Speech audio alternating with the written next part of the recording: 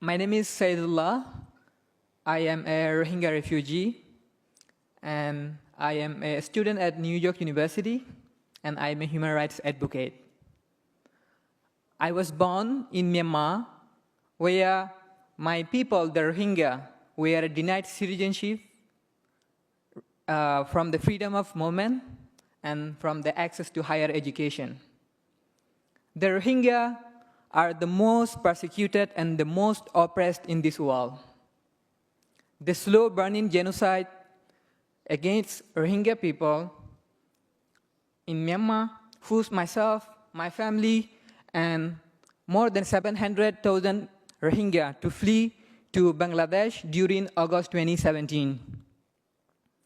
Life in the refugee camp brought safety from the bullet, but it didn't bring an opportunity to rebuild our life.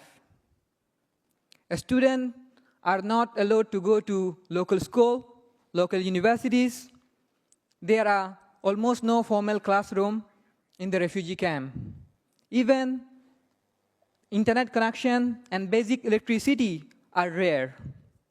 Yet, it was in that time I understood how powerful education can be. For refugees, education is not only lessons or degrees.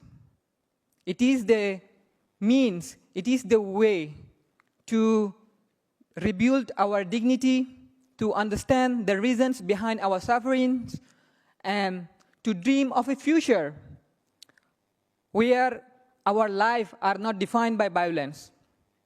I dreamed of that future, and I applied to more than 150 universities around the world. Most said no because of who am I, because of me being a refugee, because of me being a Rohingya. But I never stopped. It was one day I saw a post on Facebook about an online school called University of the People. At first, I thought it was a scam.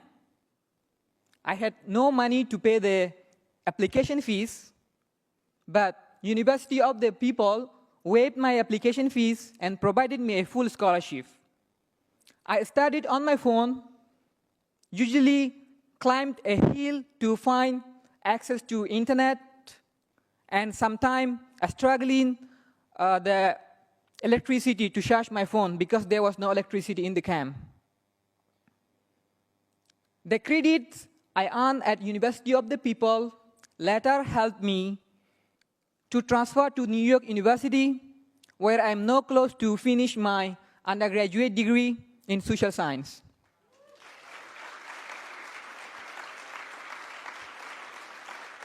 Making it as a history, as the first Rohingya refugee from the refugee camp to be studying here. So I'm very much grateful to all the people who have been helping me, including the US State Department and the government of Bangladesh and all other people who have been supporting me, including the NYU, for this milestone, for these achievements in my life.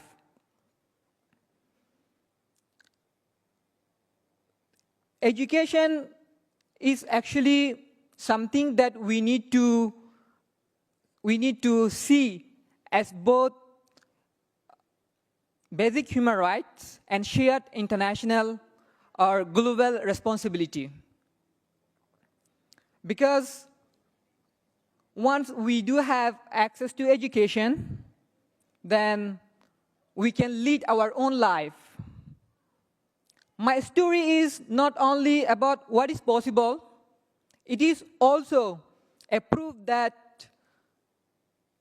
shows the true struggle, true barriers for millions of younger people still face today.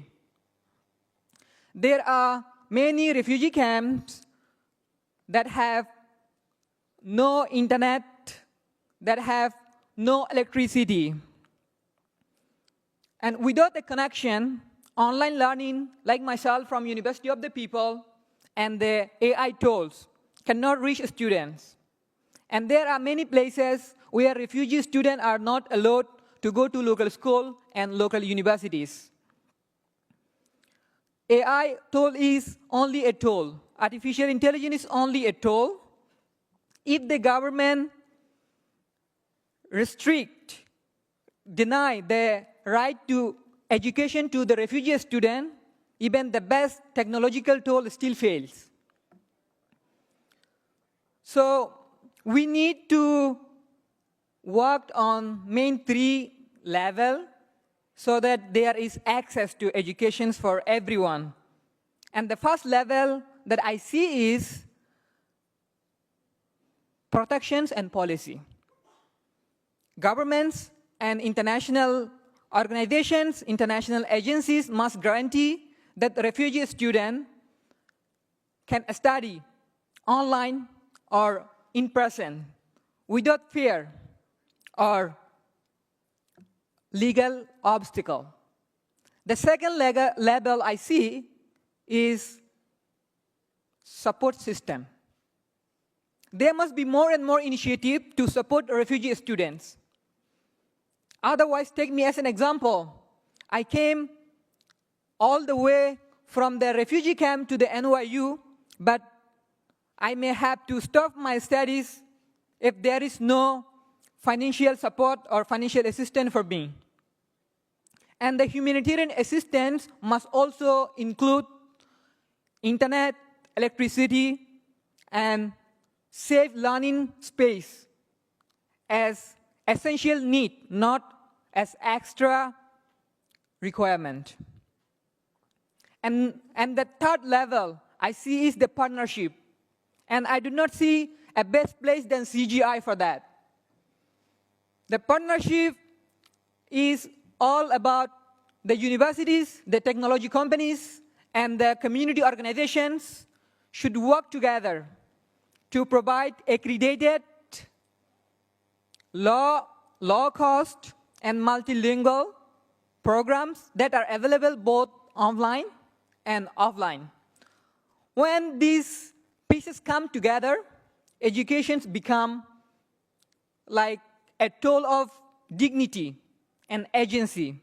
It allows displaced people not only to live, not only to survive, but also to lead, to contribute to their community, and to rebuild the world and their community.